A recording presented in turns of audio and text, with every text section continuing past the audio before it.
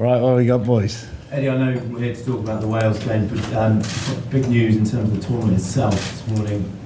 News that the Italy game is set to be postponed. Can I just get your reaction to that? Yeah, well, it's massive news, us playing Wales on Saturday. Massive, because it's going to be an unbelievable game of rugby. You know, they're a well-coached team. We know they've lost their last two, so they're going to come hard at us.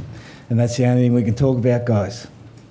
You don't want to talk about the Italy postponement at all? The only thing we've got to worry about is playing Wales on Saturday. That's the only thing we have to worry about. And we don't think any other way. Would you have any preference whether it was played behind closed doors or whether the game was on Saturday? No, it's the final. As I said, the only thing I want to talk about is Wales on Saturday, because that's the only thing that concerns us. So I'm sorry to disappoint you. No, that's okay. What are you expecting from Wales on Saturday then? Well, they've lost two games. They've got a new coach. They want to be making a statement on Saturday. Traditionally, our games are very close, tight games, and they're going to come with a lot of enthusiasm, a lot of energy. They're two veterans, I'm sure, will lead the way, Owens and Alan Wynne-Jones, and they're going to be a tough team. Do you see different Wales under that compared to Ghana? Look, I think they pass the ball a little bit more, but there isn't any great change at the moment. You know, there's still a very good team. They're semi-finalists at the World Cup. You know, to get the semi-final in the World Cup, you've got to be a good team. Is this a rivalry you enjoy as a coach? Well, I think, the last three games are the ones that are great for England, playing Scotland, Ireland and Wales. And, they're traditional, they're tough. It means a lot to all the countries, so it's a good weekend. And how big a boost is it having Anthony Watson back? Yeah, no, he's trained really well.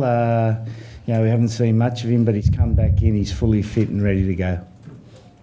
Eddie, how much you ruined the missed bonus point against Ireland, and Ireland scoring that try near the end to reduce your points difference in the championship as a whole, looking ahead? Well, again, mate, the only thing we're worried about is beating Wales. Eddie, the other change sees Mark Wilson come back into the starting 15. Mark's had a knee operation, as we know. Just tell me a bit about how hard he's worked to officially actually get back into your squad, if you know what I mean. Yeah, and look, he's had a hard route. He was great for us during the World Cup. He's a terrific team man. Had to go through a knee operation and rehab, and he's come back in and he's fit, full of beans, and added a lot of energy to the team. I remember when we talked a couple of years ago, you used to mention how Chris Robshaw at that point was kind of your glue almost of your back row. Could we almost, in a way, when available, put Mark in that bracket with his consistency and so on? Well, he's a great team man, like Chris Robshaw, and those sort of guys in the back row particularly are invaluable. Sam Underhill not involved, is there a particular reason? Yeah, he got a bit of a knock at training, so we didn't consider him for selection this week. Anything hopefully not too serious? Not too serious. And just on the other side of it, Jonathan Joseph, the cracking effort on the win, didn't he, in the last game, not involved? Any thinking there? Yeah, just very unlucky, mate. Anthony's come back in. We decided to pick a specialist winger, so you all must be happy about that. And JJ just missed us out. He's trained really well. It was one of those difficult selection decisions. It's tough on him. I've got to ask a question about Mako Vunipola, not playing for England this weekend, but quite possibly playing for Saracens against Leicester. How frustrating is that from your point of view? No, it's not at all. I just watched the interview with Jurgen Klopp. I thought he summed it up pretty well.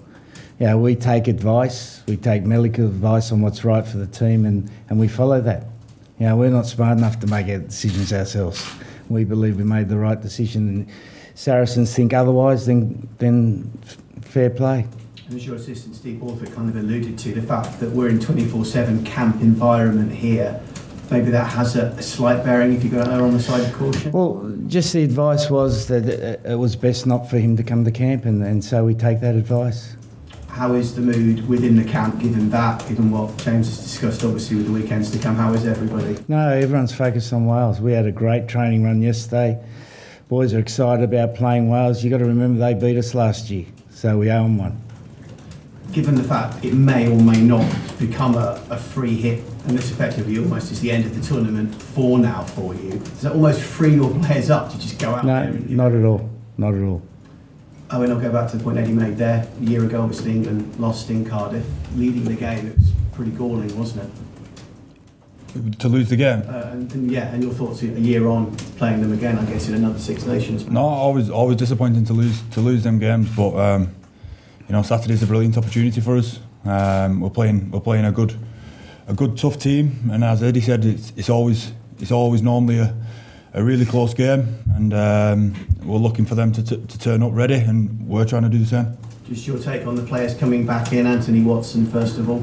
Anthony's obviously a brilliant player, can make things happen, big, athletic, got brilliant footwork and good in the air, so we'll be looking to use him.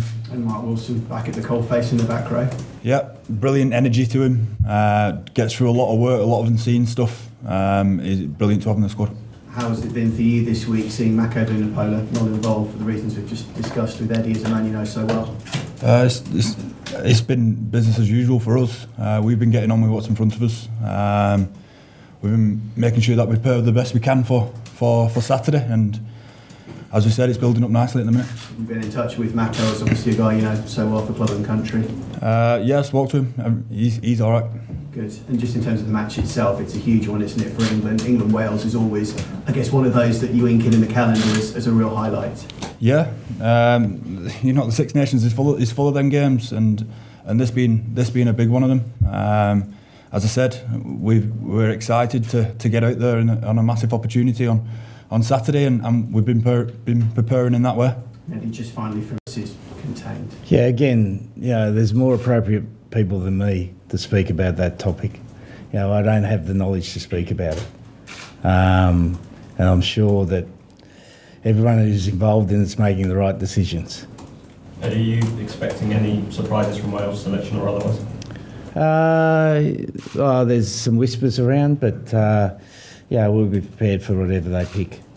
Eddie, you expecting Dan Bigger to show up and play on Saturday?